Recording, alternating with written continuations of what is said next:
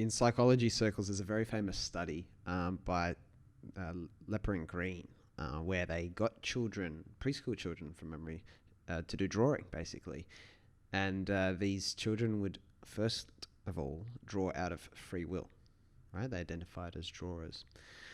Then, after they were just drawing for free will, for what I call audience of none, just because they wanted to draw and do it, they were given a reward. I can't remember if it was money or praise for drawing. And so, first of all, they were drawing because they wanted to. Second of all, they were given a reward for drawing.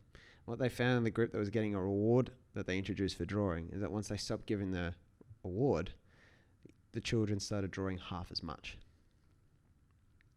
It actually reduced. And so it's this crazy kind of breakdown we have between intrinsic and extrinsic drives. That's what the next section of this podcast is going to be based on, and what we're going to talk a bit about today. So, super fascinating story with that study, and it's part of, obviously, there's so much psychological research into this area. And just to make sure it's clear, intrinsic, as you can think of it very easily, internal. Intrinsic, internal, means comes from within. Extrinsic, easily enough, external, comes from outside. Right? So what is the difference between an intrinsic and extrinsic, or in terms of examples, right? So I guess all kind of rewards given to you kind of are obviously extrinsic, because someone else has to give them to you. So money, for example, is only extrinsic. Right? Money is not intrinsically rewarding, because what is money? Money is actually what we call a secondary conditioner, which means it's only valuable because of what else it can get you. Right? Money on its own is just whatever material it's made of. It's been a range of materials over the years, from gold to silver to whatever else, to paper and notes and plastic, and now more and more it's becoming digital. And then also we've got Bitcoin and stuff like that. And on its own, those things are not necessarily valuable. If there's an apocalypse, what I call the apocalypse test, which is, imagine all of society gets shut down tomorrow because of the apocalypse. What do you still have that's valuable? You know, very, very kind of doom and gloomy kind of test, because you realize your job is probably no longer meaningful, holds no value. Certainly your wealth, your financial wealth anyway, holds no value. All those things can be taken away. Money tomorrow actually offers no value to you, unless people still agree that they're willing to exchange things for money.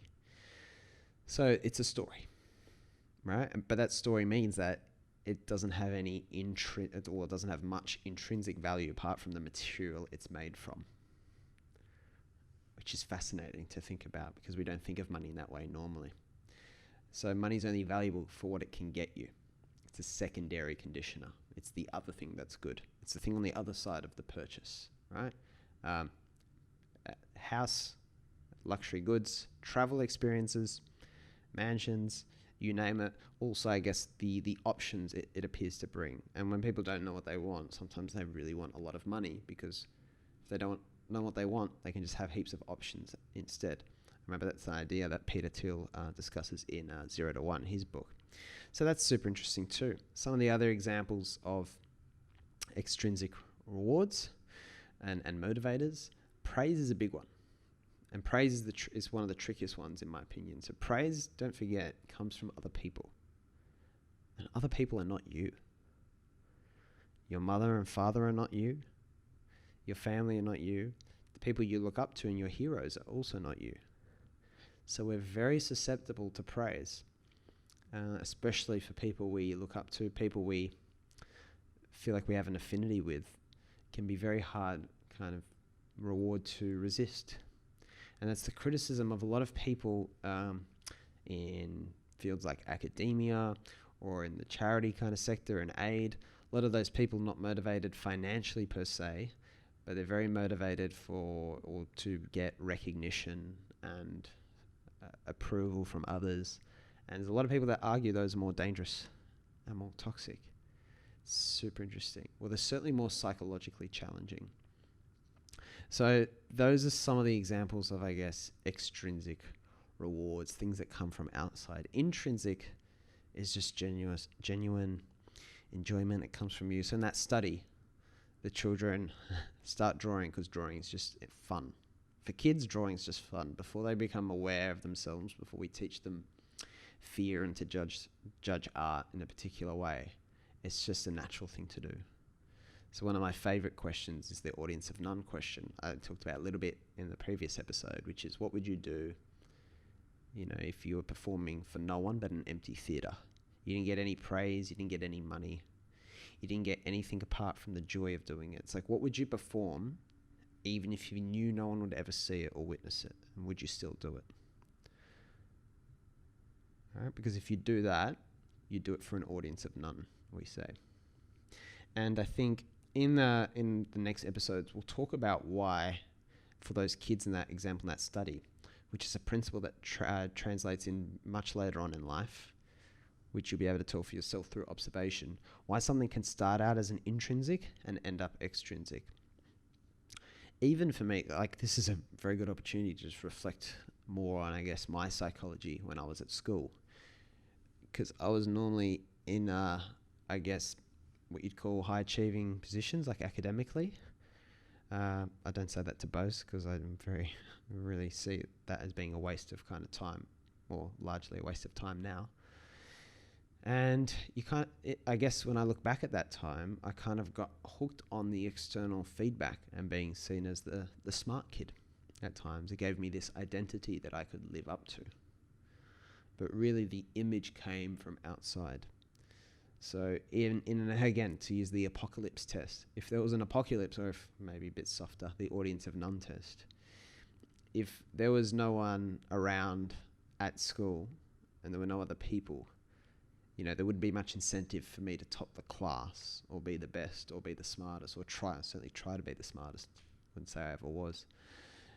So it starts to get really interesting. And I had definitely the experience of, especially I was very interested in leadership opportunities when I was at school. And that's how's that for a big cultural problem, school leadership positions, all the politics, and what a funny construct and what a funny game to make people play. And it's really counterintuitive way of looking at leadership. But I always wanted to have, I guess, a really good leadership position. And if I was ever disappointed, it was kind of, firstly disappointment that you'd missed out and you thought you were better than the person who got it, even though it was a voting system. And whether there was foul play or not, who knows? But then you start to feel guilty because you realize, being a leader shouldn't be about wanting to be in charge. And there's a good Nelson Mandela quote from memory about that, which is, great leaders lead from the back in good times, and when paraphrasing here, when bad times come, they come to the front and lead. So it's a funny way to think about leadership, getting, anxious about not being selected as the captain of the year or something like that, to then reflect back on, well, a real leader wouldn't need the title to do it. There's probably a lot of, if there's anyone young listening to this now thinking, yeah, but I kind of like the title. Well, I don't blame you. It's very attractive, has a big allure. It certainly did for me back in the day too. So nothing to feel guilty about. But it is fundamentally the wrong idea. Let's be clear about that. So don't judge, but it is the wrong idea, and it's extrinsic. And we're going to talk more about, well, is all extrinsic bad? Is it all good? Or, we're going to talk about that in coming episodes, so we can get clear on that. But I guess we want to establish today the difference. Another thing I'll allude to just to finish this one off, which is in my chapter of the book we've got coming out, the 18 and Lost, So Are We book, with the 8 authors, which has been great fun to work on. And I kind of use this analogy at the end of my chapter, which is about the orchestra. It's the idea that I was reflecting on, I guess, a way of understanding our lives as we're kind of born as the conductor on a stage, but we have no idea how to conduct. Right? We're just dumped in the world with a body, most of us with 4 limbs and some cognitive function, and we just kind of, you go at it. Maybe you got parents and good people to look after you along the way, but not necessarily. So it's this whole crazy, and this is a philosophical and existential idea as well of thrownness, like you're just kind of randomly thrown into. You weren't born 400 years ago, you weren't born 400 years in the future, you were born now to these two parents under these circumstances during a world war, during COVID, whatever. And it's all completely, this is just where you found yourself. You had nothing to deserve being born at this time. It just happens. So you're this conductor on the stage, but you don't know how to conduct. You've got an audience and you've got musicians with you on stage, and they've got instruments. You don't know anything at all. And so because you don't know, and you feel very naked and you're being stared at by everyone in the crowd, a lot of the time you turn to that crowd, that audience, and try and listen to what they want you to play. But they all shout out different things because everyone wants and favors different things. Everyone has different music preferences. Some people shout out for you to play opera. Some people shout out for you to play more upbeat rock style music. Some people want you to play other slower music. And so by trying to listen to the crowd, you're going all over the place, because there's no dominant thing that the crowd all loves. So by trying to please them, you're a mess. And the musicians are no help, because all the musicians want to play is their own instrument, right? The pianist recommends a longer piano solo. The violinist recommends a longer violin solo. Everyone has a kind of man of the instrument bias, as Abraham Maslow kind of coined the phrase. They all think their way is best, and it doesn't mean it's best, and it doesn't mean it's best for you. So intrinsic, on the other hand, the things that come from you, the things you like doing, are the opposite of that. That's the music you want to play. And you play it even if everyone leaves the audience. Because what sort of life do you have if the only music you play is determined by the audience? You'll be running around, jumping around forever, because what they want will move. You'll only ever be able to cater for the voice that's loudest at that time, but it won't last. And there's nothing keeping them there. So you bend your whole performance to them, and they might leave at any time. So why do that? Why not play what's best for you? And intrinsic are those things that you do for the love of doing them. It's the thing in and of itself. If you need to get clear on it, interest. We talked about interests in episodes, going completely off memory here. I'm going to say 50 and 51 or thereabouts. And to me, an interest, forget passion, interest more than anything else, is something that's not emotional. It's purely this curiosity thing, something that resonates with you, something I'm interested in sport. I don't get any social approval or money or anything for being interested in sport. When I sit down to watch a game of football, rugby league, or sometimes tennis, I'm purely enjoying it. So we're right at identifying that for a hobby, but sometimes we're bad at identifying intrinsic drives and reasons to do things in our professional lives and our careers, and making it a bigger portion of day-to-day life. And we don't often give ourselves permission to do that. And that's the interesting thing. So the intrinsic versus extrinsic is very deep, powerful concept, and great to understand with amazing clarity and monitor. So I guess that's what I do today, is just reflect on, and if you're got a pen and paper next to you, or if you can just think about it for the rest of your day, whether you've just run to work, or you're in the gym, or you're doing your physio exercises, or you're on the bus and the train, you're about to walk into the office, or wherever you're going. Think about, well, what is my audience of none? What would I do if no one was watching? Come up with 2 or 3 things. Even one is great. And be honest, what are the biggest extrinsic kind of drives I'm attracted to right now? Is it money? Is it praise? Do I really love and feel high when people give me praise? Or is it just like, doesn't mean too much? Have that honest conversation with yourself.